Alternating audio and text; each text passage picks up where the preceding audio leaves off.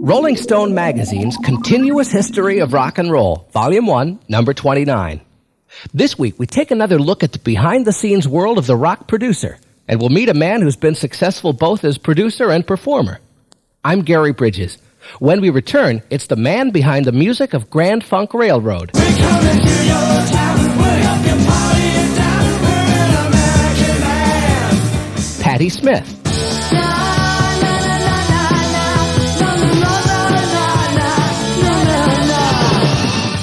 Meatloaf.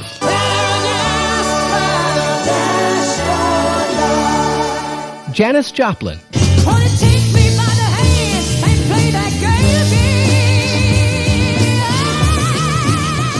And Utopia.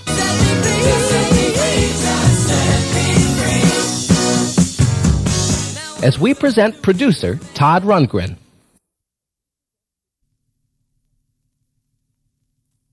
Rock and roll bands don't just create music all by themselves. Like movies and television, record albums are made by technicians and dozens of behind-the-scenes people who try to create a personality for the band, to give it something to distinguish it from all the others. Usually the most important person behind the scenes of a record album is the producer. Like a film or TV director, the record producer helps a band shape its sound and gives it direction so the band can make the best music it knows how to. Todd Rundgren is one of rock's most interesting personalities, and he's established himself as one of the top performers and producers in the continuous history of rock and roll. Today you'll meet producer Todd Rundgren. There ain't no reason why you let me wait. Just give me up and I will go. Let's set it straight. Let's set it straight. Let's set it. Got a right to who I am. And if I don't fit your plan, then set me free. But you refuse to set me free. Set me free. And you deny me of my needs. Don't deny me. You hang me under lock and key. Set me free. Just set me free. Just set me free. You never cared for what I had to say.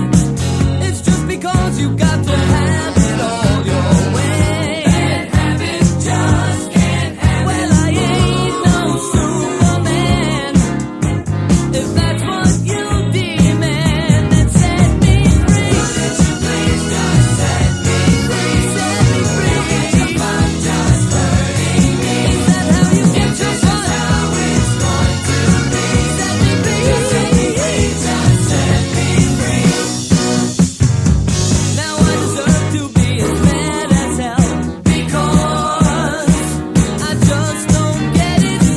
I place myself in your hands to fall, but I'm not quitting. No.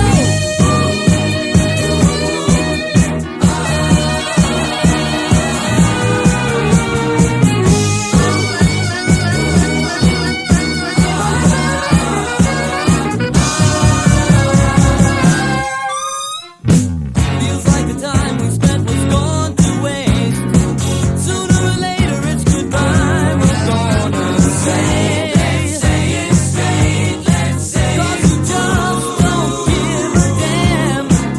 So go find some other man and set me free. Just don't refuse to set me free. Set me free. You can't deny me of my needs. Don't deny me of my needs. Set me free. Just set me free. Just set me. Couldn't you please just set me free? Set me free. You got your fun just hurting me. It's just how it's going to be. Just set me free. Just set me free. But you refuse to set me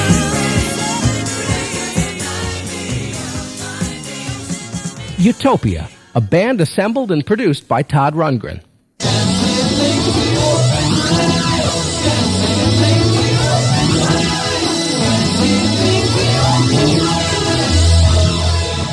Our story of Todd Rundgren starts when Todd was in a group called the Nazz in the mid-'60s. The Nazz began in Philadelphia in 1967, and it was in the Nazz that Rundgren got his experience working in the studio, learning about recording techniques and perfecting his skills. The Nazz was popular mostly in the northeastern United States. It had a bright, pop, almost Beatlesque sound. They did have a modest hit, Hello, It's Me, before they broke up in 1969. And Todd remembers that the Nazz was pretty primitive by today's standards. I think the Nazz, in a lot of ways, was naive. It was good experience, I guess. It was not pleasant experience, but it was good experience. I had such strange personal experiences at the time that it's not especially pleasant to reminisce about for me. Hello, it's me. I've thought about us for a long, long time. Maybe I think too much, but something's wrong. There's something here that doesn't last too long. Maybe I shouldn't think of you as mine.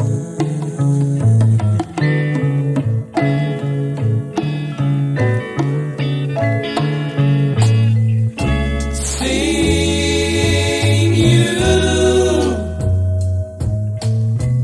or seeing anything as much as I do, I take for granted that you're always there.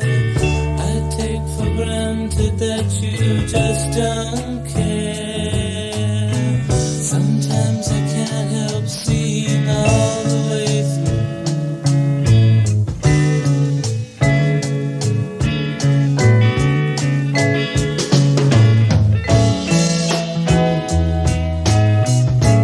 It's important to me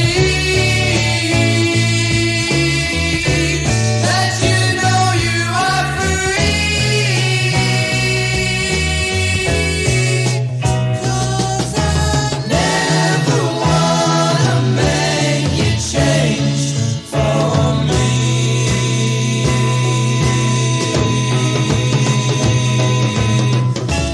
Think of me. You know that I'd be with you if I could. I'll come around to see you once in a while.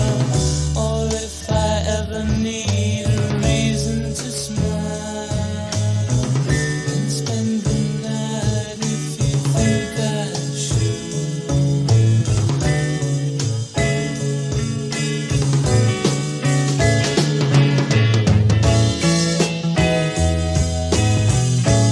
It's important to me that you know you are free. 'Cause I never wanna make you change for me.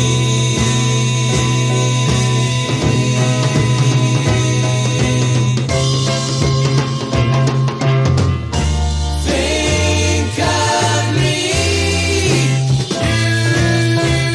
You know that I'd be with you if I could. I'll come around to see you once in a while. Or if I ever need a reason to smile, and spend the night if you think I should.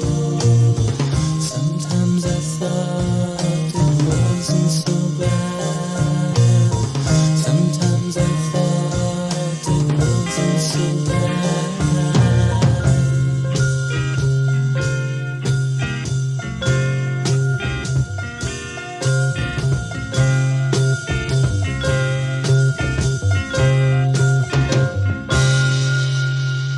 The first version of Todd Rundgren's Hello, It's Me, done by the Nazz on the continuous history of rock and roll. In 1970, 20-year-old Todd Rundgren was already a studio veteran. Todd was a great experimenter, and he decided to do a solo album, really solo. He sang all the voice parts on his first album, Runt. Because I had never sung, actually, a whole album before. So I was experimenting with a lot of different styles just to see what I could succeed at. Essentially, the first solo album was a experimental enterprise, just, in exploring my own potential. We gotta get you a woman. We better We Gotta Get You a Woman made it to the top 20, which made it a fair-sized hit. But it caused people in the industry to notice Todd's production skills. His second album, Something Anything, was also pure Rundgren. On it was a hit remake of Hello, It's Me, and another hit, I Saw the Light. And success came as a surprise. That song I wrote in about 15 minutes. It was really super simple song, easy to write and fairly easy to perform. I was somewhat surprised, I guess, when it became so successful. I always figured there had to be more work in it than that.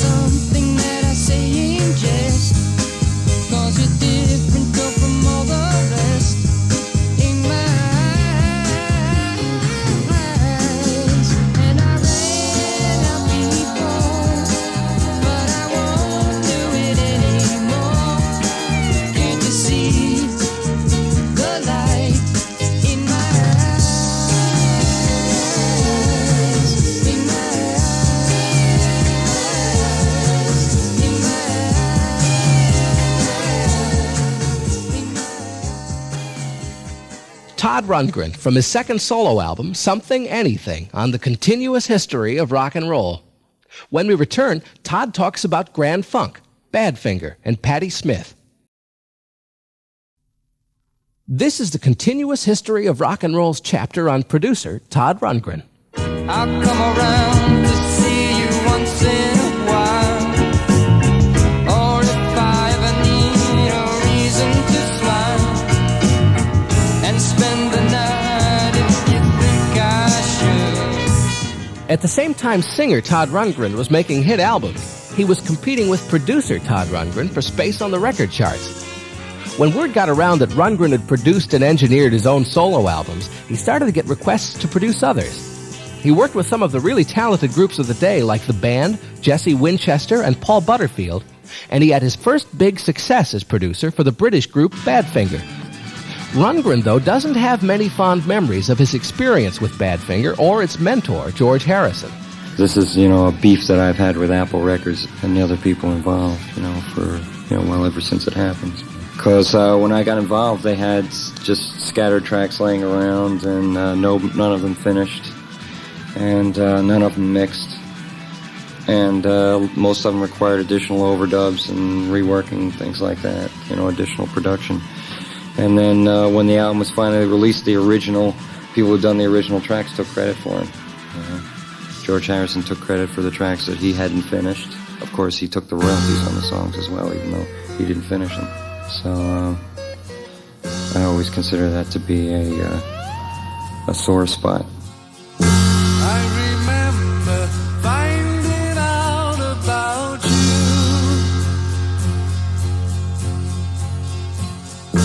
Every day my mind is all around you.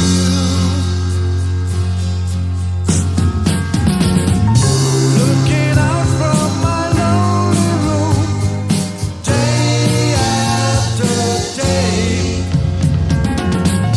Bring it home, baby, make it soon. I give my love to you.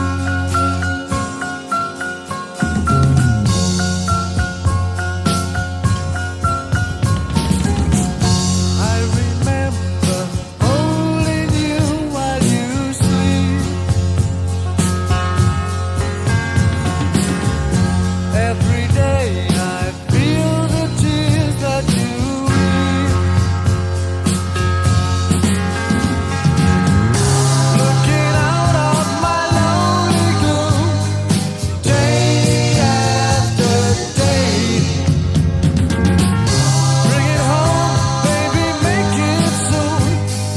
I give my love to you.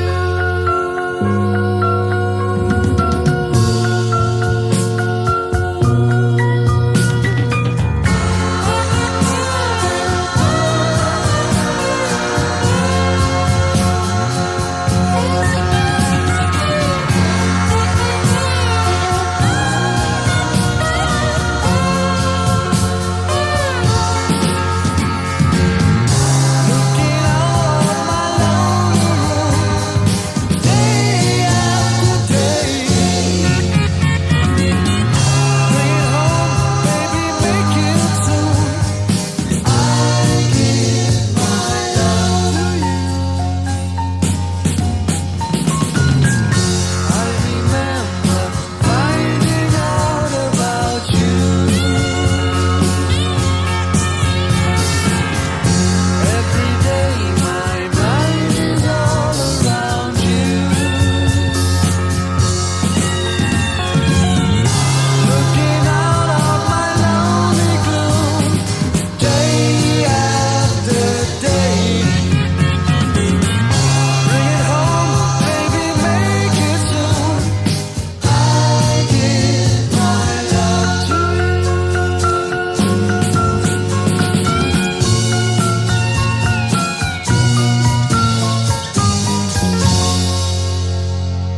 Badfinger, from their 1972 album Straight Up on Rolling Stone magazine's Continuous History of Rock and Roll. I guess I believe that I'll see you one day, for without it there is no dream. In the mid-1970s, manager Albert Grossman, who handled Bob Dylan, Janis Joplin, and the band, among others, established Bearsville Records in Woodstock, New York. Rundgren was the label's staff producer. He also did independent work and produced the New York Dolls, the all-woman band Fanny, and Sparks. His most successful work of the time was with Grand Funk Railroad. Tell everybody you know, you got some rock and roll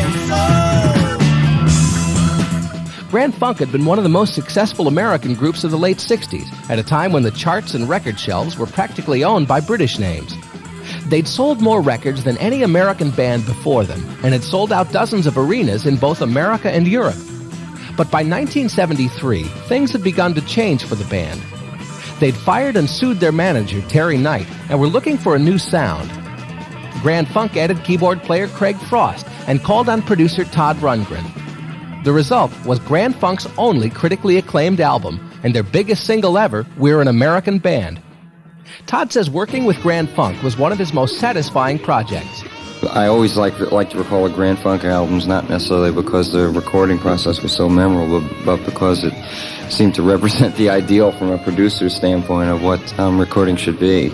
And as much as it took practically no time to make the records, and they sold millions, so it's, I feel in some sense all records should be like that all acts that come in should be prepared to create as much as possible, and then the record company should be prepared to promote afterwards.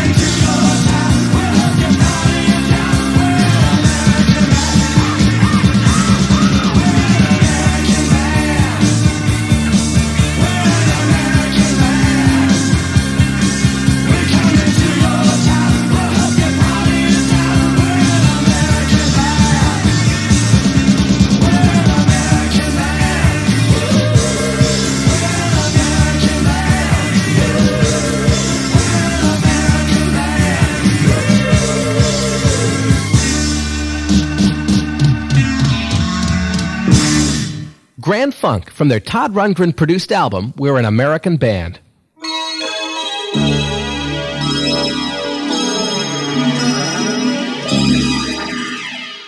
In the mid-1970s, Rundgren began a long-lasting association with Utopia, and since he's recorded albums alternating between Utopia and his own solo work. Way down inside me, there's a real man, a real man. Forget about bad feelings and be real. In 1978, an old friend, Patti Smith, asked Rundgren to produce her fourth album, Wave. The result was one of Patti Smith's tightest, most controlled work, and also some of her best.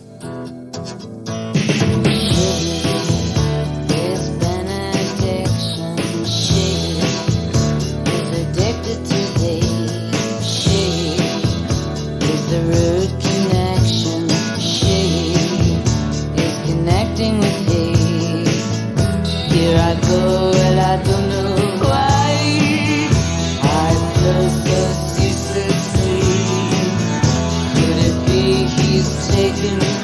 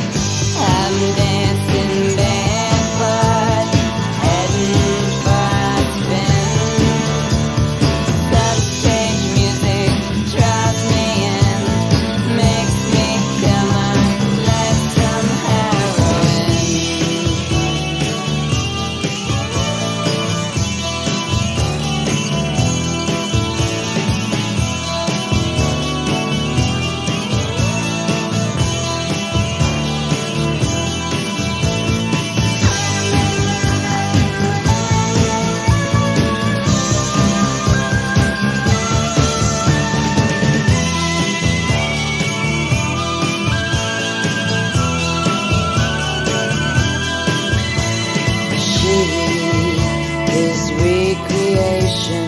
She, intoxicated by thee. She has the slow sensation that he is levitating with she. I don't know why I spin so ceaselessly till I lose my sense of gravity. I'm dancing barefoot in midair. I spin some strange music, draws me in, makes me come on like some heroin.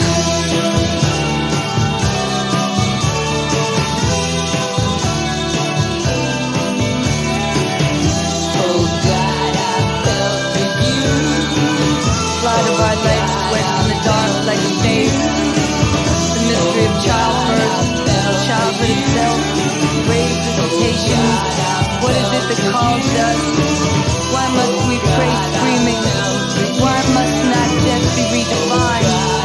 We shut our eyes, we stretch out our arms and whirl on a pane of glass. An asphyxiation, a fix on anything. The line of life, the limb of tree, the hands of he, and the promise that she is blessed among women.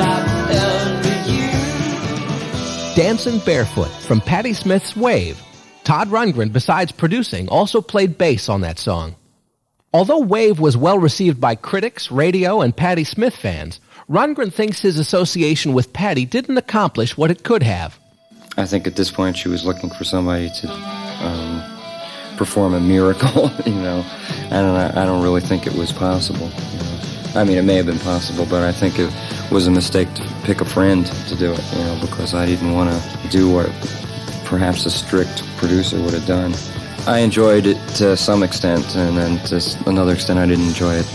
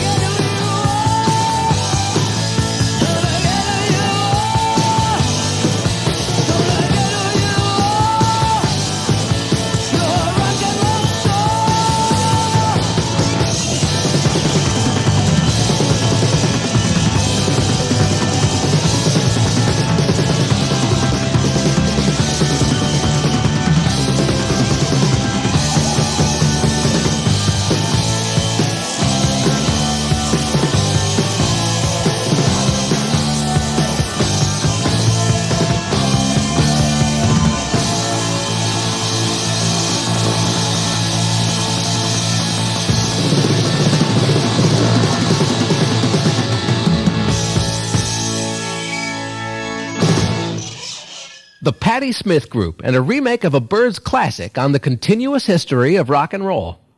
There's more from producer Todd Rundgren, including his work with Meatloaf, Utopia, and Janis Joplin, when we return after this.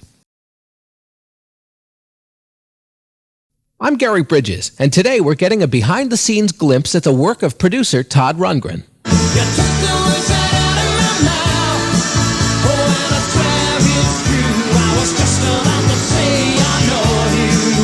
In 1977, the Cleveland International record label introduced their first artist, a huge 260-pound singer named Meatloaf. Actually, Meatloaf was the voice for Jim Steinman's music, and the two of them auditioned for producer Todd Rundgren, who'd heard about him through a friend. That was through Moogie Klingman. They arranged through him for me to see them audition, and it was just Meatloaf and Steinman at the piano. And they had a couple of background singers to sort of fill in. And the music just seemed so weird that I didn't think anybody would touch it, so that's why I did it. Todd feels the album Bat Outta Hell was successful because the record company did a good job of letting people know about it. I think the only reason why it did become so big is because the record company didn't give up on the record. You know, they worked the record for more than a year before they had any success with it.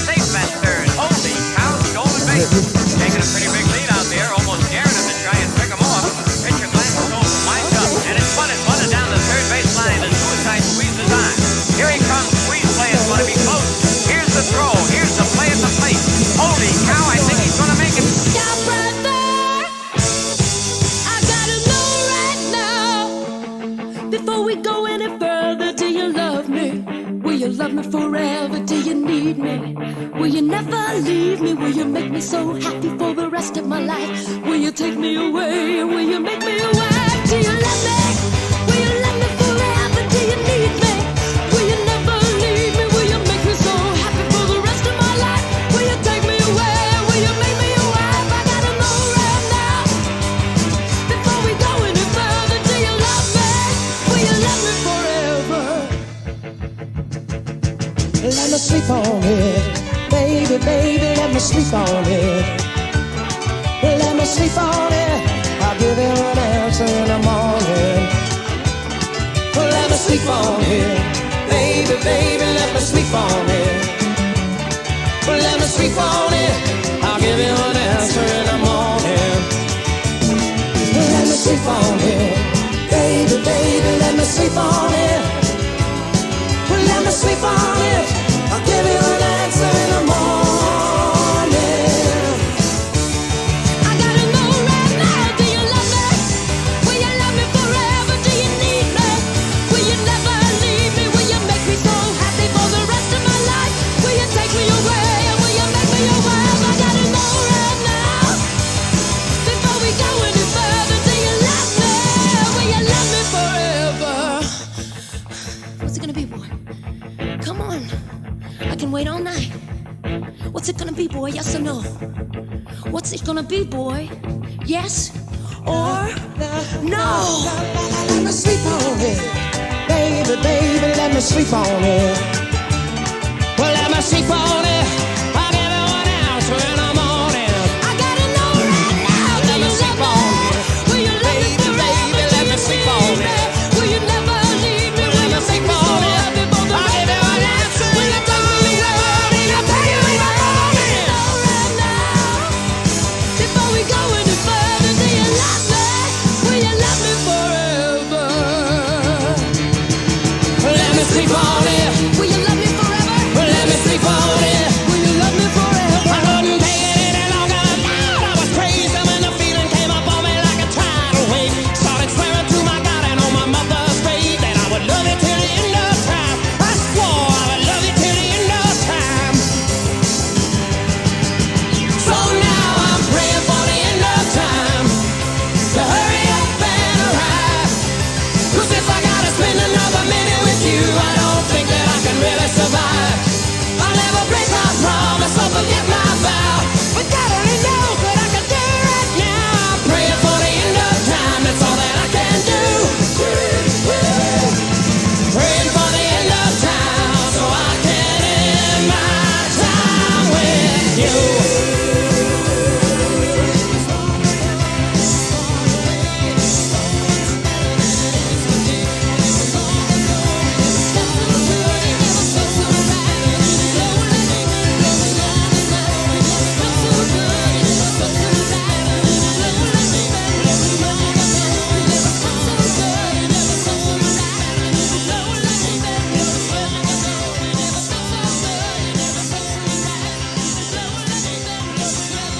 Meatloaf from the album Bat Outta Hell, one of Todd Rundgren's most successful productions.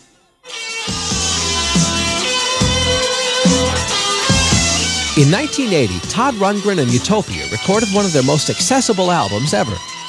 Up to that time, Utopia had been a cult favorite, but Rundgren's lighter solo material was always more popular. Adventures in Utopia, though, generated a lot of excitement outside the Utopia cult.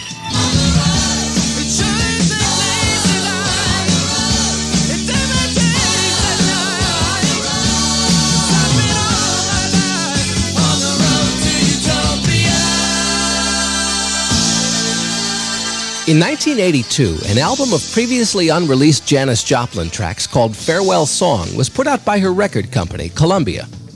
Included in the album are several cuts with Big Brother and the Holding Company and some of her later work. One of the hottest tracks on the album is One Night Stand, which happens to have been produced by Todd Rundgren. Looking back on his producing career, Todd says for him, producing is a question of art, not business. Not all of them have been commercially successful. As a matter of fact, a small percentage of them are commercially successful. Since I don't really operate according to a formula, I'm more or less trying to meet the immediate needs of the act, whatever they might happen to be. A lot of time they're not commercial needs. artistic needs.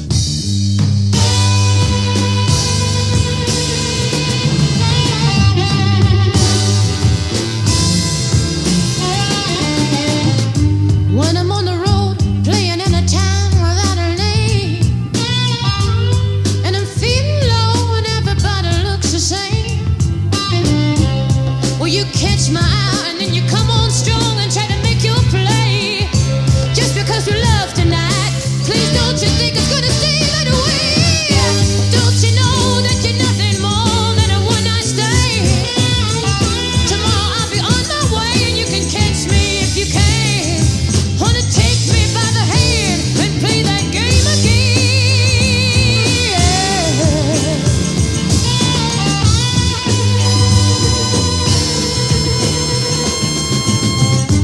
Everywhere I go, the people wanna make some time with me. That's okay, if the next day I can be free. Well, it's feeling good and you're the one I'm loving tonight. Well, don't you go and spoil it, babe, by trying to get yourself all in time. Don't you know that you're nothing more than a one-night stand? I'll be on my way and you can catch me if you can. Wanna take me by the hand and play that game again?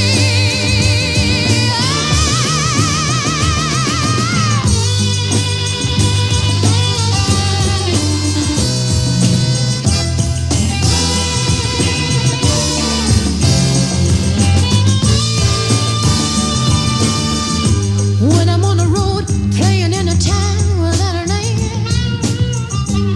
when I'm feeling low, everyone looks the same. Well, it's looking good, and you're the one that's loved me tonight. Don't you go and spoil it, babe, by trying to get yourself all in time. Don't you know that you're nothing more than a one-night stand? I'll be on my way, and you can catch me if you can. Wanna take me by the hand and play that game again?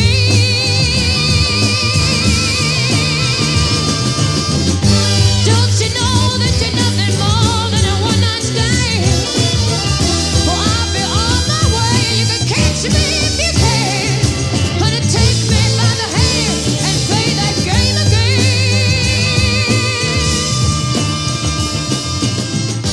Don't you know that you're nothing more than a one-night stand? The late Janis Joplin, from an album released over 10 years after her death, Farewell Song, and a track produced by Todd Rundgren. We'll be back with some final thoughts from Todd on producing, and we'll give you an address where you can write us in just a moment. Todd Rundgren, singer, songwriter, and producer, is one of rock's most interesting personalities. Unlike many producers, it's tough to pin Rundgren down to a particular style. Through his solo work and recordings with Utopia, Rundgren's covered the entire rock spectrum, from pop ballads to heavy metal and everything in between. Well, what is it that draws him to the groups he produces? A number of factors. To be honest, production is a livelihood for me, so a lot of times it's financial. Then beyond that, it's something that I find intriguing or challenging as a project. You know, something that hopefully has some redeeming value musically, or even great commercial potential, if I recognize it. But it has to be more than just commercial potential. It has to have some musical validity. They have to want you to do it first for you to have any success as a producer. It's too big a responsibility. You know, you can't say, go in and say, let me run your life for a month, you know, or let me take your musical direction in my hands, you know. It's something that has to come from the other side.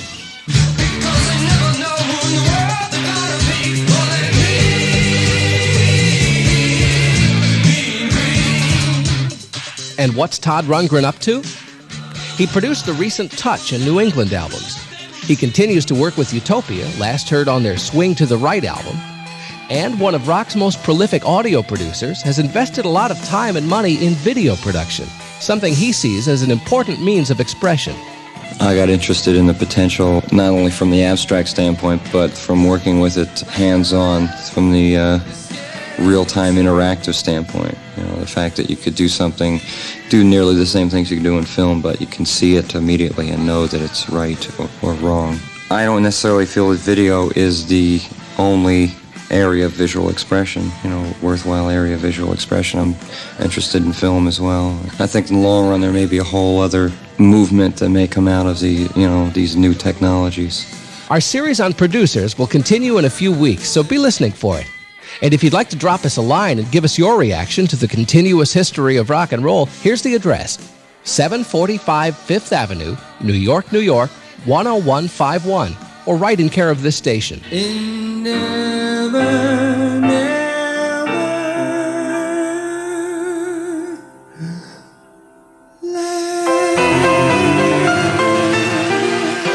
The Continuous History of Rock and Roll is produced by Denny Somack and R.D. Steele for Rolling Stone Magazine Productions. I'm Gary Bridges.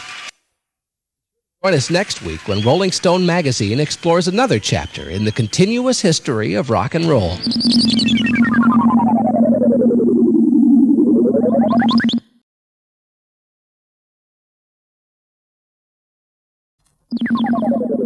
Rolling Stone Magazine's Continuous History of Rock and Roll, Volume 1, Number 29.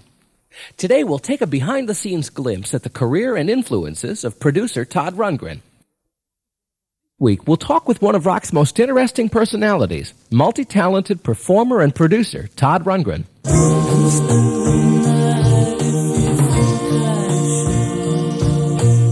Rundgren played in a few bands during high school in his hometown of Philadelphia before joining the Nazz in 1967. Todd says the Nazz was naive and pretty primitive by today's standards. I think the Nazz in a lot of ways was naive. It was good experience, I guess. It was not pleasant experience, but it was good experience.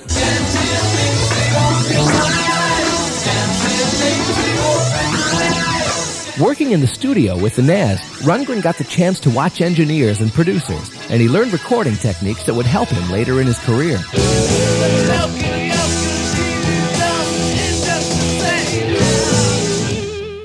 The Nazz broke up in 1969, but Rundgren set out on a solo career, and his best work was still ahead. And when we're through with you, we'll get me 1, 2. Tomorrow, Todd Rundgren makes solo albums, really solo, on the continuous history of rock and roll.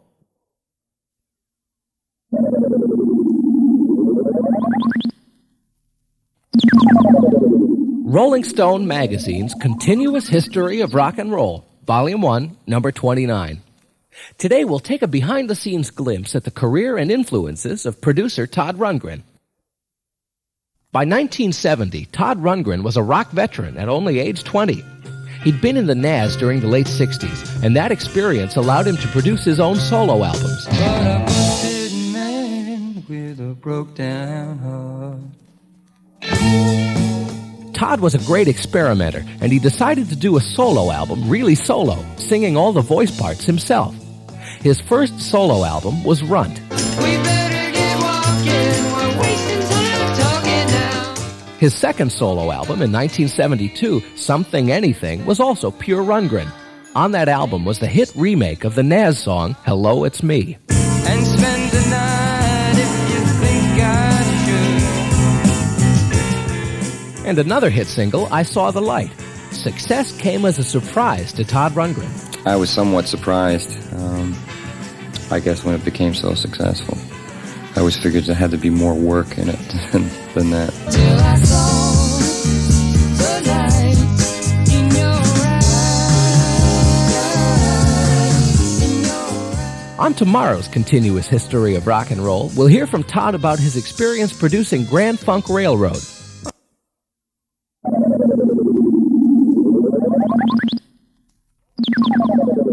Rolling Stone Magazine's Continuous History of Rock and Roll, Volume 1, Number 29. Today we'll take a behind-the-scenes glimpse at the career and influences of producer Todd Rundgren. I saw the light in your eyes. At the same time singer Todd Rundgren was making solo albums, producer Todd Rundgren was making hits for other artists. He helped out names like The Band, Paul Butterfield, and Badfinger. But his biggest success of the early 70s was as producer for Grand Funk Railroad.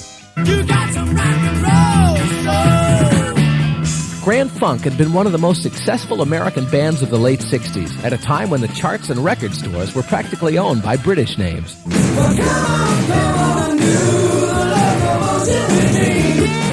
But by 1973, things had changed for Grand Funk. They fired and sued their manager, Terry Knight, and they were looking for a new sound. They hired Craig Frost, a keyboard player, and they asked Todd to produce them. The result was their only critically acclaimed album, and their biggest song ever, We're an American Band.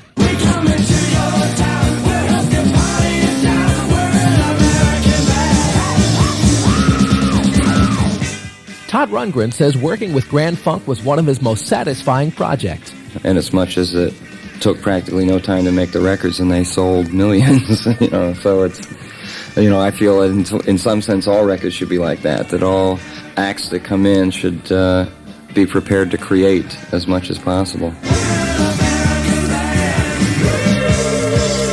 We'll hear about Todd Rundgren's association with Patti Smith on tomorrow's Continuous History of Rock and Roll.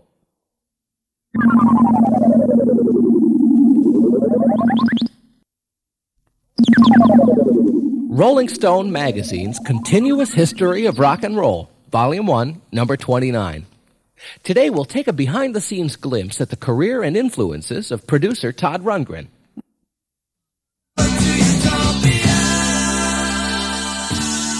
In the mid-1970s, Rundgren began his long association with Utopia. And in 1978, old friend Patti Smith asked Rundgren to produce her fourth album, Wave. The result was some of Patti's tightest, most controlled work, and some of her best. Besides producing Wave, Rundgren also played bass on one of the tracks.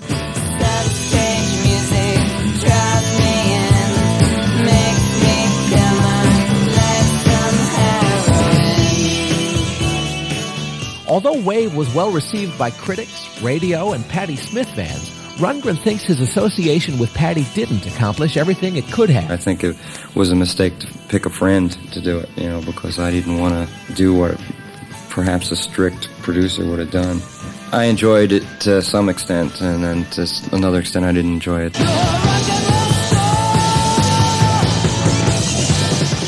Tomorrow, Rundgren discusses his most successful production of the late 70s on the Continuous History of Rock and Roll.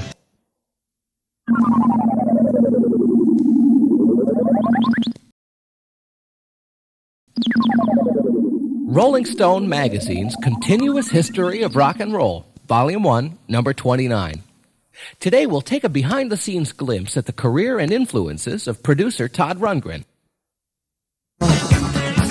In 1977, the Cleveland International record label introduced their first artist, a 260-pound mammoth named Meatloaf. Meatloaf was actually the voice for the epic songs by Jim Steinman. The two of them auditioned for producer Todd Rundgren, who'd heard about him through a friend. That was through Moogie Klingman. They arranged through him for me to see them audition, and it was just Meatloaf and Steinman at the piano. And they had a couple of background singers to sort of fill in. And the music just seemed so weird that I didn't think anybody would touch it, so that's why I did it. 'Cause 2 out of 3 ain't bad. The result was the first Meatloaf album, Bat Outta Hell, and the crazy story of Paradise by the Dashboard Light.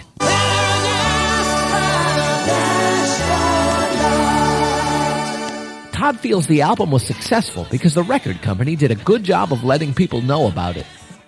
I think the only reason why it did become so big is because the record company didn't give up on the record. They worked the record for more than a year before they had any success.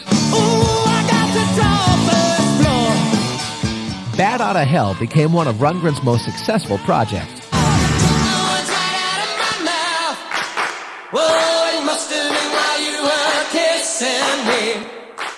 In the 80s, Rundgren is still active as producer and performer. We'll talk more about that tomorrow. Now listen this weekend as the Continuous History of Rock and Roll's hour-long show spotlights producer Todd Rundgren.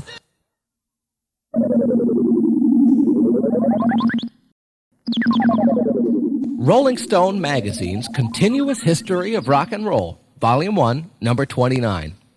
Today we'll take a behind-the-scenes glimpse at the career and influences of producer Todd Rundgren. In 1980, Todd Rundgren and Utopia recorded one of their most accessible albums ever. They'd been together since 1973 and recorded several albums that were cult favorites, but Rundgren's solo work was always more popular. Adventures in Utopia, though, gained a lot of attention outside the Utopia cult.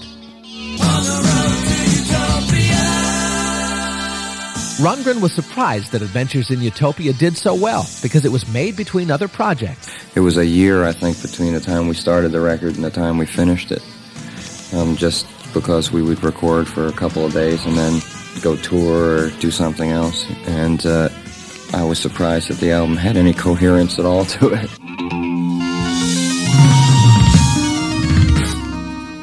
Todd's been busy this year producing albums for Touch and New England, and he continues to work with Utopia, last heard on the album Swing to the Right.